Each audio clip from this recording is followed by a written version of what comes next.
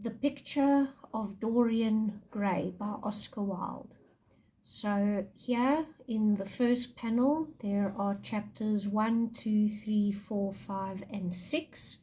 This is going to be a two-part video because there are 20 chapters and there is a break in chapter 11. So basically chapters 1 to 10 take place over not more than a year, and then there are 18 years that pass in chapter 11, and then again chapters 12 through to 20 also roughly take place within a year or two.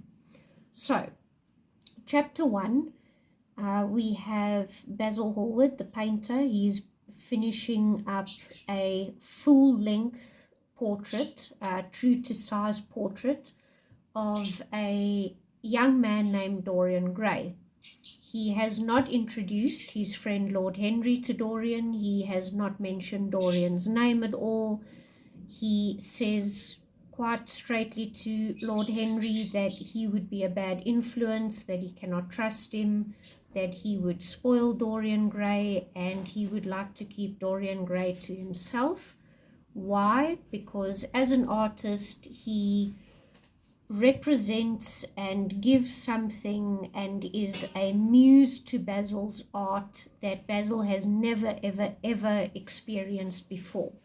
It's like his whole view on life, the way he sees things, the way he draws things are completely and utterly different and new and wonderful, and he doesn't want that spoiled.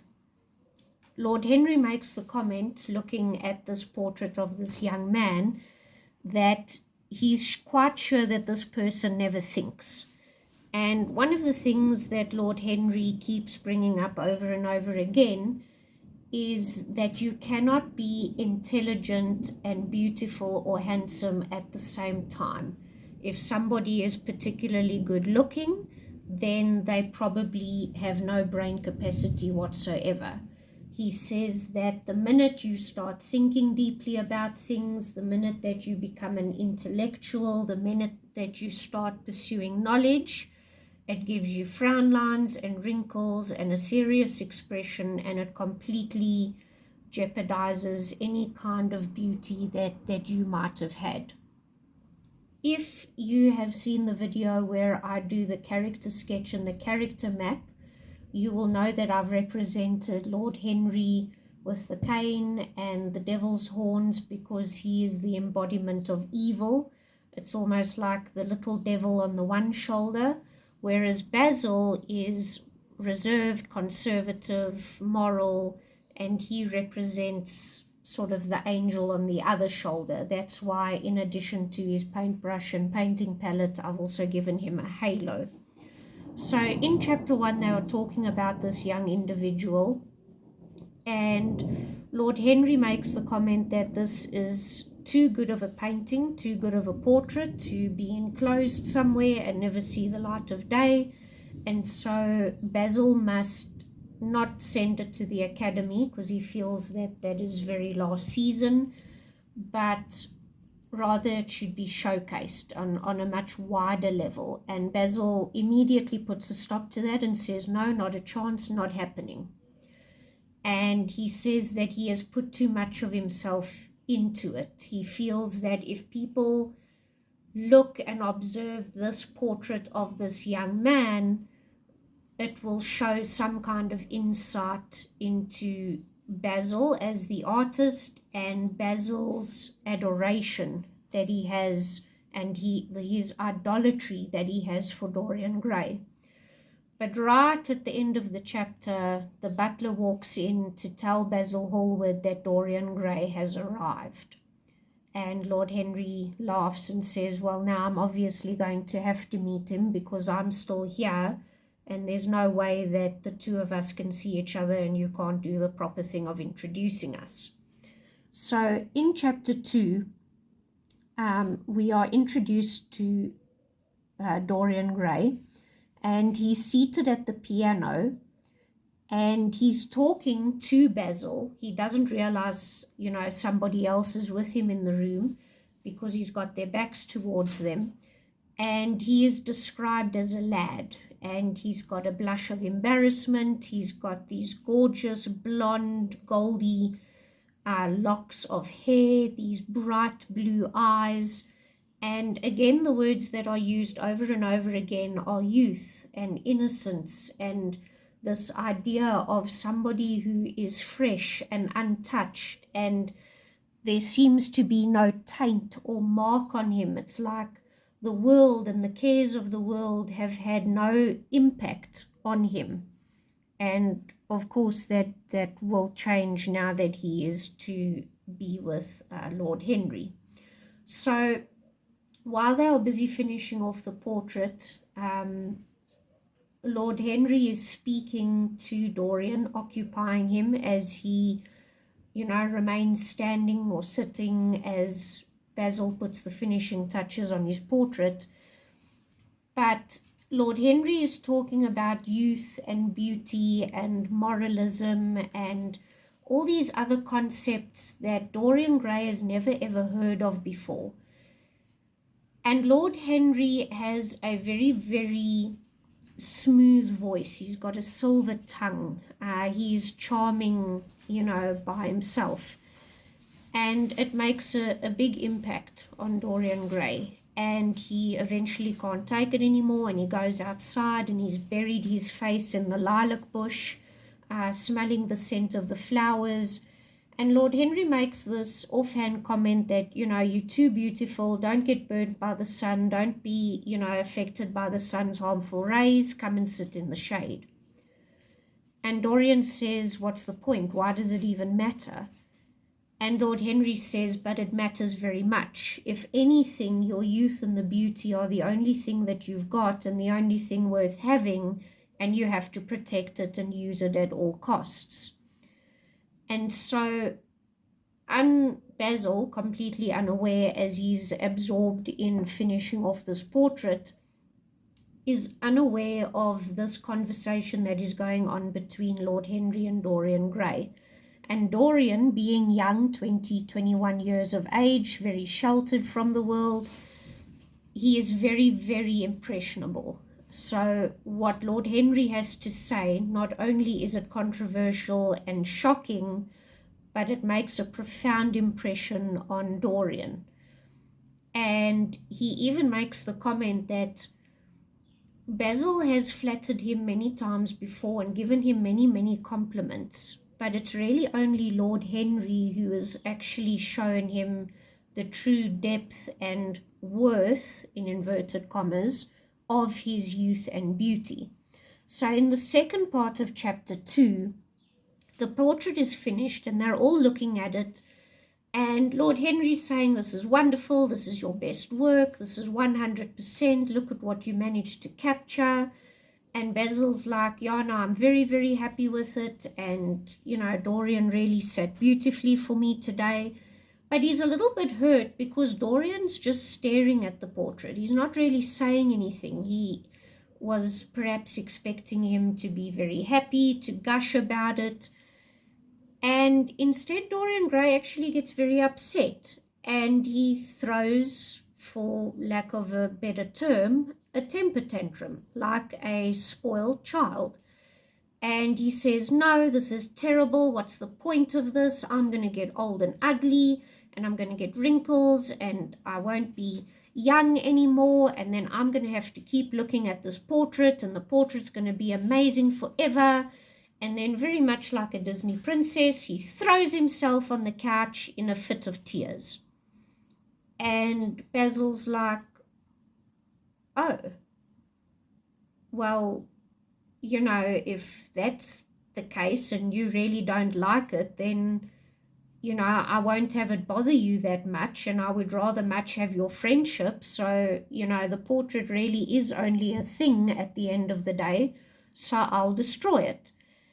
And Lord Henry's watching this whole exchange happening about this particular portrait, and he knows full well what he's done. He knows the impact that he's had on Dorian Gray.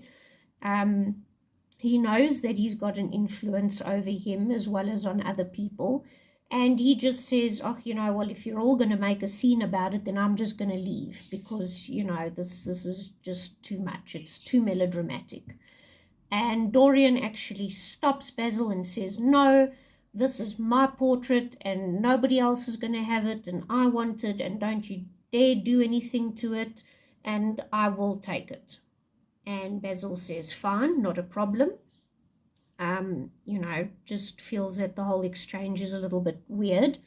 But he does obviously put two and two together and he realizes that Lord Henry has obviously said something and that has impacted Dorian Gray. And he actually says as much. And Dorian says, no, don't be silly. And then he asks Lord Henry, where are you going? And Lord Henry's like, no, I'm leaving. I've got this or other appointment and, I'm late enough as it is. Not that he particularly cares about late coming. But, I'm just going to go so you two can, sort yourselves out. And Dorian says, no, I want to go with you. And Basil says, no, but you promised that you were going to have supper with me tonight. And Lord Henry says, well, I'm not going to get in between the two of you, sort it out yourselves. And then Dorian makes the choice to abandon Basil and the appointment that he had with him in favor of going with Lord Henry. And this is the first of many instances where Basil is left alone, but this is the start of the slippery slope. This is where it all starts going wrong. So there's been this good and this bad, and the very first choice that Dorian is presented with, he chooses the bad. And much later in the next few chapters, he does actually make the comment to himself that he knows Lord Henry is bad for him. He knows that he is poisonous. He knows that it's a problem, but he still chooses him and he still chooses the activities that are associated with him. But while looking at this portrait, we also see this wish, this bargain. Now, in most stories, a person who does a good deed or rubs a magic lamp or feeds an old lady in the middle of the forest, they generally get wishes. Now, the rule is don't be greedy. Don't be mean, don't be nasty with your wishes. Otherwise, it's going to come back and bite you. You can't wish for more wishes. And then also in some of the more darker stories and darker novels, you can wish for something, but the way you get it or the actual thing that you get is very, very twisted and dark. And so Dorian Gray says, I wish that my portrait could do the aging for me and I would remain young and beautiful.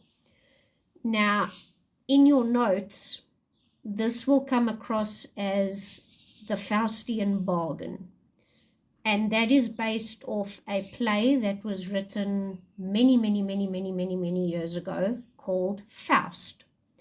And in that play, Faust, the main character, sold his soul to the devil in exchange for power and knowledge, which he got.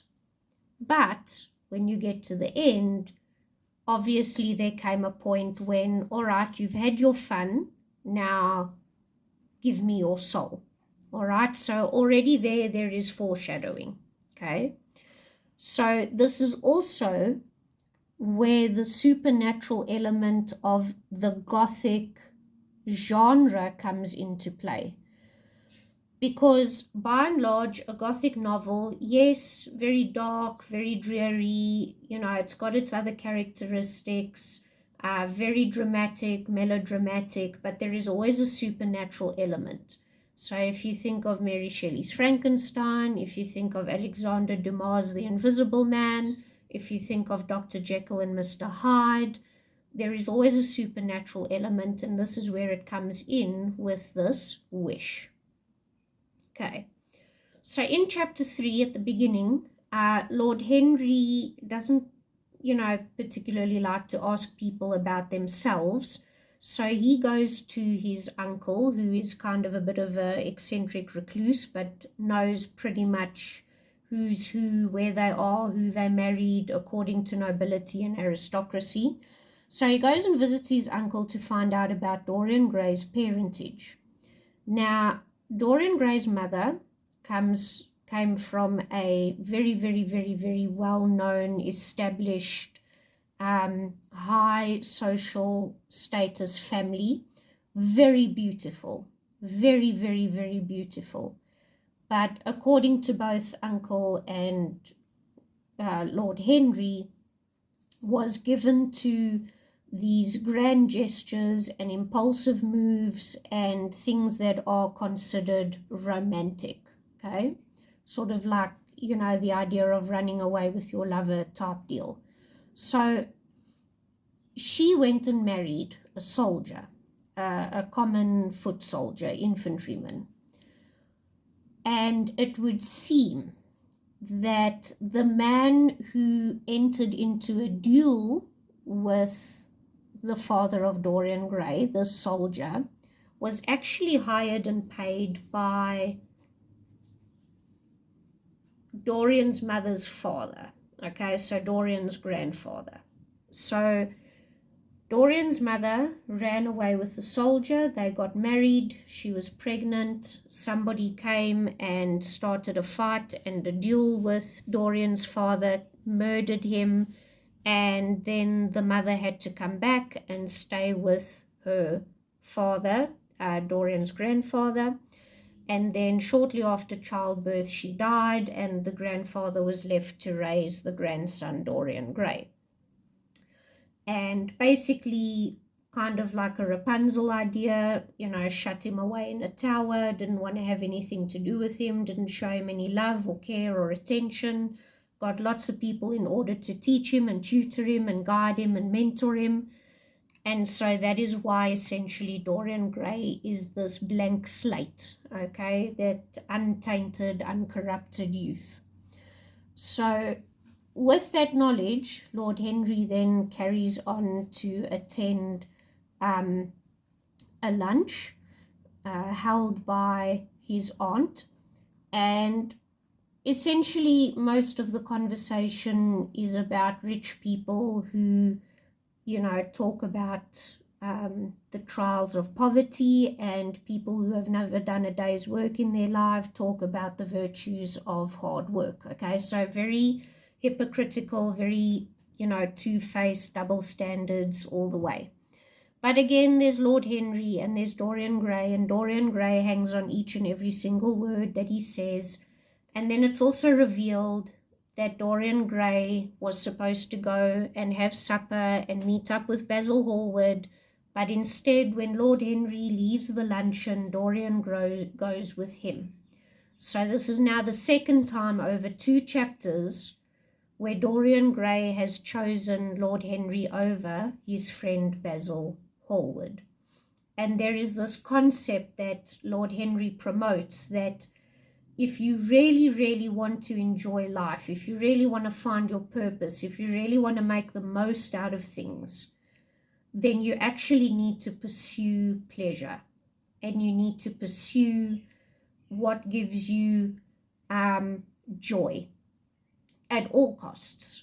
Okay, no cost is too great. So give in to temptation, as it says on the page. Repeat your follies, your vices, your wickedness, all of that. That's if you really want to live.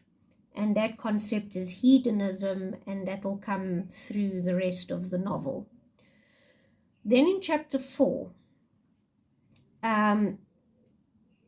Dorian Gray is telling Lord Henry about this wonderful woman that he's met. And she's very young, and she's very beautiful, and she's very talented, and she's an amazing person.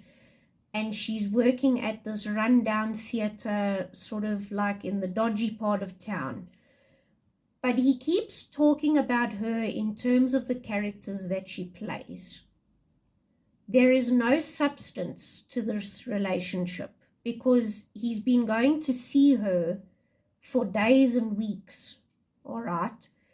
And he's telling Lord Henry about her, but only when it comes to the part that she plays in the theatre, the characters that she brings to life. Not once has he ever met with her outside of the theatre, outside of her workplace. Not once have they spoken about things of substance. And then he is talking to Lord Henry, and Lord Henry makes a comment about Basil, and Dorian says no. I don't want to talk to him because he says things that make me think, he says things that bother me, he says things that make me, convict me and make me think about my actions and my life and all of that, and I haven't seen him in ages and ages. So, yeah, I would really, really like you and Basil to come with me one evening, but you have to ask Basil. And right at the end of that chapter, Lord Henry comes back from some or other social engagement late at night, and he finds a letter from Dorian Gray telling him that he is to be engaged with Sybil and he is going to marry her. Okay, so that's the little bit of a cliffhanger there. Then in chapter 5, Sybil is busy speaking to her mother. Now, this is the poorer class. So, Sybil's brother, James Vane, is basically going to be a sailor. He's going to get on a ship. It's going to go towards Australia. He's going to work on this ship. And his whole idea is to earn enough money so that he can come back to pay off the Jewish theatre owner so that he can get his mother and his sister out of that life and out of that poverty. Now, Sybil's mother also was involved with a upper class man who was married, and she of course then had James and Sybil, and she keeps saying, that this man loved her and he would have looked after us, but he wasn't in a position to, and then he died. And James is very, very concerned because now Sybil also has this upper class admirer, and that's a bit of a problem for him because he feels the same thing that happened to his mother is going to happen to his sister. So either his sister's going to end up dead, or she's going to end up pregnant, or this man's going to use her, and then they're going to have to sit with everything, and this man will get away with it. Why? Because he's rich and he's got good social standing. So Sybil and James, they go out to the park so they can spend some time together because that evening James is getting on the ship and he's leaving for Australia. Now, Sybil keeps talking about Dorian as her Prince Charming and wonders, why does he love me? Why does he care about me? Why does he show me interest and attention? She knows why she loves him. Because in her mind, which is equally as superficial, she sees him as a knight in shining armor. He's this rich man, he's good looking, it's like a fairy tale. He's going to come, take her away from all of this, and it's just a wonderfully romantic story. So she calls him Prince Charming. He, of course, is only interested in her because of her talent as an actress, and so his attention is not even of substance either. It's only what she's doing and what she can do. So while James and Sybil are at the park and having a conversation, Dorian Gray is riding in a carriage with 2 other women, and they are busy passing by.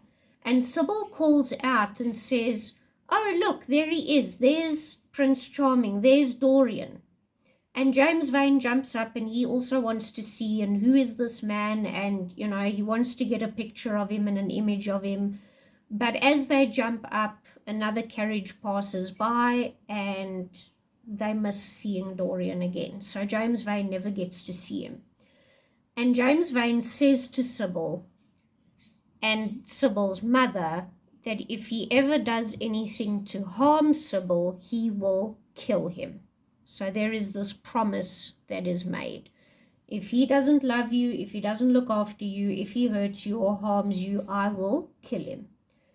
And Sybil takes no notice of it, and the mother takes no notice of it, and they think it's a wonderfully dramatic thing, and that's a good ending in order to saying goodbye. And again, it's very superficial, and they're just caught up in the moment, and that's all it really is. In chapter 6, Lord Henry is telling Basil about the engagement, telling him what has happened over the last couple of weeks, and that they're meeting Dorian Gray so that they can go to the theatre and now see this woman for themselves. So they're having this conversation, and Basil is being very cautionary. Like, what is her family like? Are you sure that she's not trying to take advantage of you, things along that line, etc., etc. But Lord Henry, in his mind, you know what, Dorian's going to be with her for 6 months, another woman's going to come across his way, and then he'll move on with life. And he thinks that would be the best thing to happen. It's got good entertainment value. Dorian says no, she's wonderful, she's amazing, he's going to marry her, he's going to take her, he's going to put her on a proper stage in a proper theatre, and he will make something of her, and it will be wonderful because he discovered her. So again, she comes across like an object. He has found a beautiful thing, he wants to make the most of the beautiful thing. Question is, what happens when that thing stops being beautiful? And at the end of chapter 6, Lord Henry says, you know what? I brought my own carriage, but there's not enough space for the three of us. So Dorian, you will ride with me, and Basil, you can follow on behind. And the last couple of lines there at the end of chapter 6 are particularly poignant, because as Basil is riding in his little carriage, he's looking at the carriage in front of him, getting further away, and he feels like this is the start of something bad. He is hurt, he is saddened, but he's also got a really bad feeling about this. Okay, so to continue. Chapter 7, two things happen. They go to see Sybil Vane perform, and the house is completely and utterly packed. And Dorian's very excited, and Lord Henry is, wonderfully fascinated by the Jewish theatre owner. And Basil says, how on earth, did you even find, beauty and all of that here in this terrible place? So this is the really, really dodgy, seedy, shady part of town. It's a rundown theatre. Nobody's got any sense of theatre etiquette or how you behave, and people are talking and eating, and there's, the shelling of peanuts, that kind of a thing. Lord Henry thinks this is wonderful. He thinks it's a marvelous thing to have found beauty in such a terrible place. And Dorian says, no, wait until she starts performing, and you'll see. It completely changes everything. You won't notice the theatre, you won't notice the people, you will be transported. It is absolutely amazing. And both Basil and Lord Henry say, well, then she's got to be good. But she isn't. She does her part terribly. And by the time it gets to the 5th act of her playing Juliet in Romeo and Juliet, all the people have left. There's 1 or 2 people still left in the crowd. The 3 of them are there. Lord Henry and Basil left after the intermission, halfway through. And Dorian Gray was beside himself. He was sitting slumped against the back of the wall in the little box area that they had. And Basil felt very, very sad for him. And Lord Henry said, you know what, get over it. What does it matter if she can't or can act? She's beautiful. She's a pretty little thing. You know, just take it like it is. And when Dorian Gray eventually gets to the end of the play and he goes behind, he meets Sybil, and Sybil is over the moon. And she says, you know, it was wonderful. And he's like, what do you mean it was wonderful? It was terrible. And she's like, yes, I know. But that's why it was wonderful, because all the time I was acting and playing these characters and pretending, you know, to be all these different people. And I had to make my own magic. I had to use my own imagination. I didn't know what love was. I didn't know what true beauty was. Nothing like that. And then you came along. And then I knew what beauty was. And I knew what love was. And I knew what it was like, you know, to be an actual Juliet and an actual Ophelia. And I realized I couldn't actually play the part because I've got the real thing. And that's the problem. She didn't have the real thing. It was very, very far from the real thing. And because Dorian Gray was only interested in her because of her acting abilities, when that part was removed, he wasn't interested anymore. He says, you're a third-rate actress with a pretty face. You can't act. You don't know what love is. I'm disappointed in you. I never want to see you again. I never want to hear from you again. You are nothing to me now. He rejects her, abandons her, throws her aside. He wants nothing more to do with her. And that's how he leaves. And while he's walking home, he's in sort of like a trance state. He's not really paying attention to everything that's happening around him. He thinks that he's hard done by. How could this have happened to him? And as he's making his way to his home, somebody offers him cherries. And he makes this casual remark that he doesn't know why the man wouldn't let him pay for them. And then later on something else happens. So at this point, Dorian is unaware of the effect that he has on people. So when Sybil was aware of the effect that she had on Dorian Gray and the ability that she had, and when she felt that, you know, the love and the attention was genuine and now she had the real thing and she didn't have to pretend anymore, it was ripped away from her. It soured, it became tainted.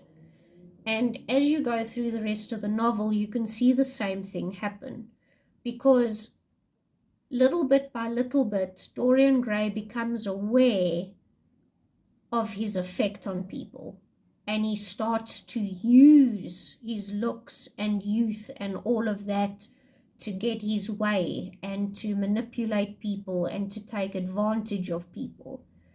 But that hasn't happened yet. For now, in his mind, I found something beautiful. The beautiful thing is broken and he wants nothing more to do with it. So I'm going to do chapter 8. It is a bit of a longer video, and then I will try and make the next couple of chapters a bit shorter.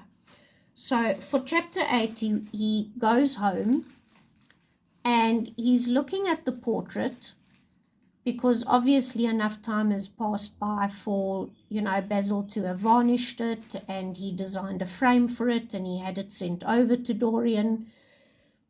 And Dorian notices that there is a very cruel twist in his mouth, in his smile in the portrait. And at first he thinks nothing of it. He pays it no attention.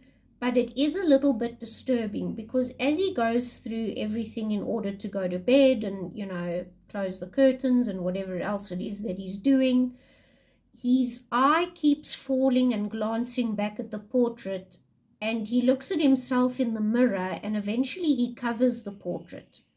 He can't bear to look at it because he doesn't understand. But then he feels that no, he was cruel to Sybil.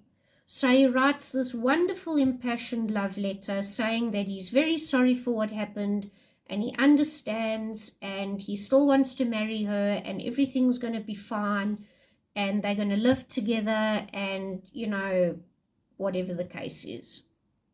Goes to bed.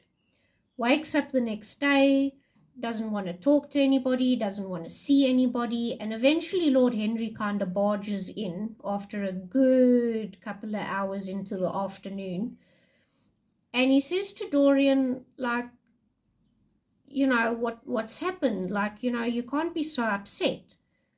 And Dorian's like, no, I'm not upset anymore. I've decided that I'm going to marry her anyway. And Lord Henry says, well, like, I'm sorry to tell you this, but she actually died. Like, she committed suicide. Like, you know, there's an inquest, there's an investigation. And Dorian's like, no, but this is terrible. This is horrid. And Lord Henry's like, no, don't worry about it. I mean, she wasn't really living to begin with, so, you know, it's not like she really died.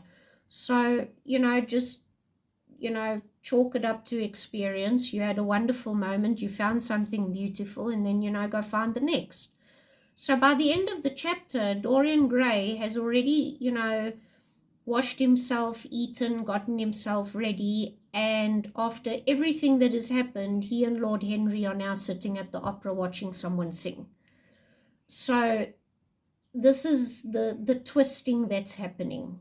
The seeing people as objects, as things. It doesn't really matter anymore. They've fulfilled their purpose. You've had their time with them. You know, you've used them, you've grown tired of them, bored of them, and now you go and find something else.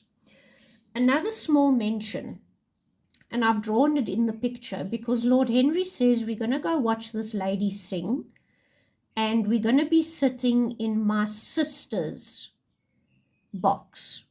So boxes are generally for the VIPs, the high-paying customers. It's only got a couple of seats in there. You get, you know, food and drink served to you.